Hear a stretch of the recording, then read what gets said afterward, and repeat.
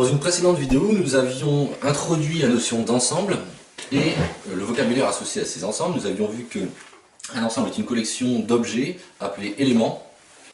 L'objectif de cette vidéo est de voir si, étant donné un ensemble, un objet mathématique est un élément de cet ensemble. Autrement dit, est-ce qu'un objet mathématique appartient à un ensemble? Le symbole appartient étant donné par le symbole qui est ici. Donc nous allons atteindre cet objectif sur deux exemples. Nous allons regarder si le vecteur 1, 0 appartient à cet ensemble et la fonction cosinus appartient à cet ensemble. Alors, avant de commencer, il est nécessaire de bien comprendre les notations ensemblistes. Donc pour ça, je réfère à la vidéo précédente. Je me contenterai ici de rappeler ce que signifient ces deux notations. Cette notation signifie l'ensemble des couples XY appartenant à R2, tel que 2x plus Y est égal à 2.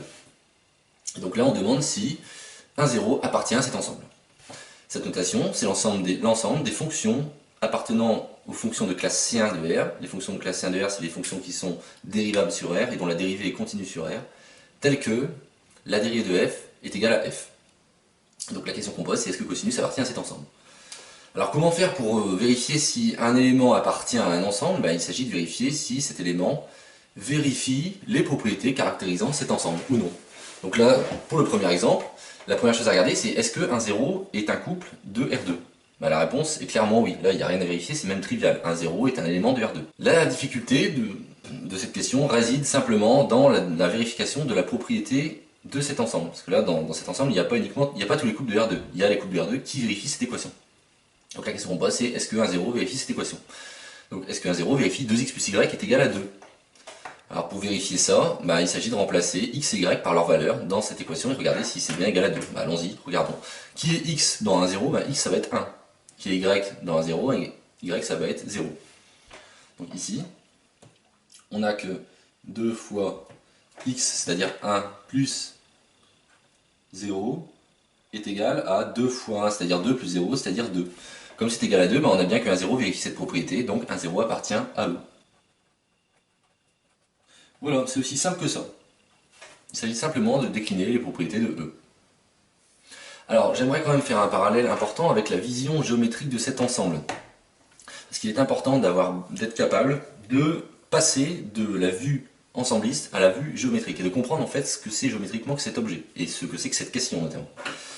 Alors pour ça, on va simplement réécrire, essayer de reformuler un petit peu l'équation qui caractérise cet ensemble.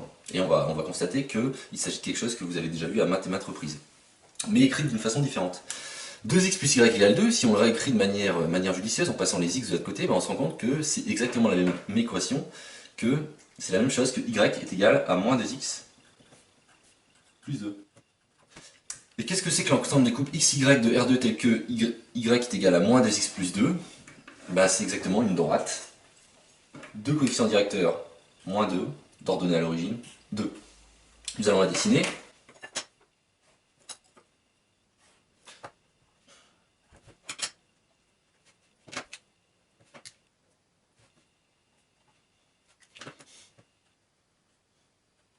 Donc l'ordonnée à l'origine est 2, donc notre droite passe par le point 0,2.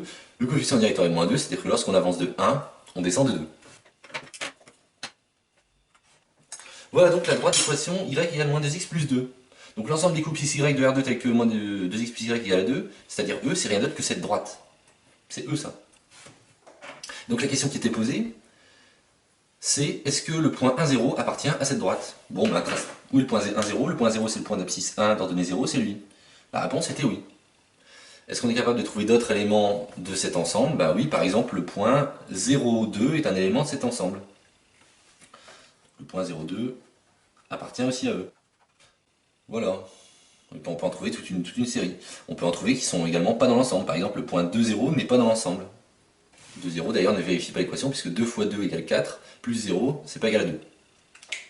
Voilà, donc c'est important ce que je viens de faire, il faut bien avoir à l'esprit, c'est important d'être capable de traduire la notation ensembliste sous termes géométriques lorsqu'on est dans R2 ou dans R3. Alors passons au deuxième exemple. Donc là c'est un ensemble de fonctions, c'est beaucoup plus compliqué à représenter, puisque on n'est pas dans le plan R2 ni dans le plan R3. Là donc on se pose la question si cosinus appartient à cet ensemble. Donc on va noter cet ensemble F. Donc la première chose à se demander, c'est est-ce que cosinus est bien une fonction de classe C1 sur R? Bah oui, ça c'est quelque chose de connu et d'admis, même c'est une fonction qui est de classe C infinie sur R. La difficulté, à nouveau, réside dans la deuxième partie. Est-ce que cosinus vérifie bien f' est égal à f? Alors bah, est-ce que la dérivée de cosinus est égale à elle-même? C'est ça la question. Donc bah, on vérifie. Alors calculons la dérivée de cosinus. Cos prime, vous savez que c'est moins sinus. Alors est-ce que moins sinus est égal à cos? Bah, la réponse est non. Ça c'est différent de cosinus. Donc, conclusion, bah, cosinus n'appartient pas à f. Il n'appartient pas, c'est appartient à barré. Alors bah, là, il est naturel de se dire, est-ce qu'on est capable de quand même trouver des éléments de f?